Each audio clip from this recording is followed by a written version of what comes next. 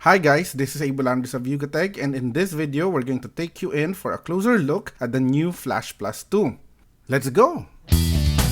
So just before the unveiling of the Flash Plus 2, the company also announced that they will be operating independently from Alcatel and will now be called Flash.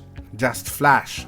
This makes the Flash Plus 2 their very first device under the new brand name and the fourth from the entire Flash series.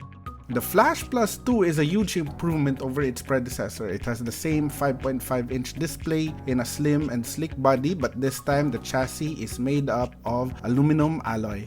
The design of the Flash Plus 2 is not far off from the original one, sleek and simple with a flat form factor and a two-color scheme. The Venus Gold unit that we have here has a flat black front panel and a light, almost pinkish back panel.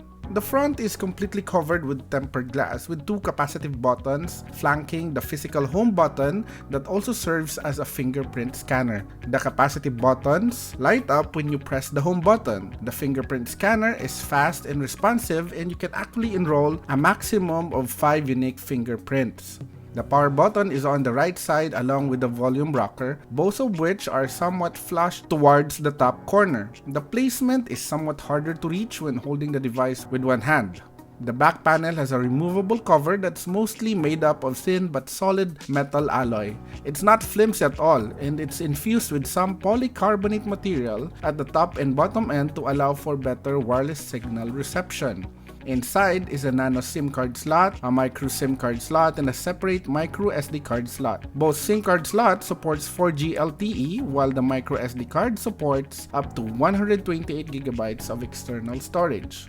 While you can remove the back cover, the 3000 mAh battery is actually not user replaceable. The battery is stuck in place by at least 3 minute screws. Perhaps with the right tools, one can still remove and replace the battery, although we have not tried that yet. The loudspeaker is placed at the bottom end of the back panel. And despite the non-optimal placement, the audio is still loud and crisp. A bit teeny at times, but much better than the old model. The 13-megapixel rear camera slightly protrudes from the back, and beside it is a lone LED flash. We're still not sure about the sensor, but the camera has good optics with a fairly decent f2.0 aperture and an electronic image stabilization. You can check out some samples and video clips here. The Flash Plus 2 is powered by a MediaTek Helio P10 octa-core chip. While the reference chip maxes out at 2.0 GHz for the high-power cluster and a 1.1 GHz for the power-efficient cluster, the one used in the Flash Plus 2 has been slightly underclocked to 1.8 GHz and 1.0 GHz in each cluster respectively. The P10, which is also called the MT6755, was derived from the MT6752 chip that was used in the original Flash Plus. The integrated graphics is also improved, which is an ARM Mali 860T from a Mali 760T on the previous model. In our initial benchmark results, the Flash Plus 2 only managed to get a little over 40,000 points on Antutu benchmark. This is actually slightly lower than the Flash Plus, which was running at 1.7 GHz, that scored over 43,000 on the same test. We're still not sure, but we will look further into this in our full review.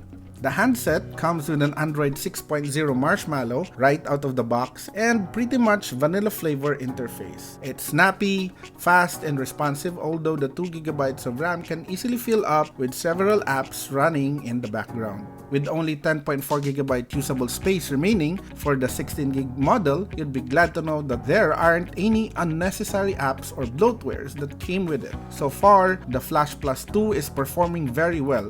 And with its expected retail price of just $160, we think it's going to do very well once it becomes available in the market by the end of May.